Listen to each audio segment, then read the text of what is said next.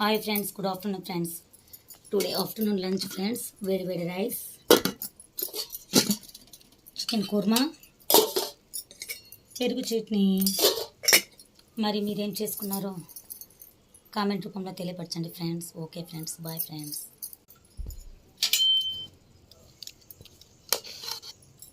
వేడి వేడి రైస్,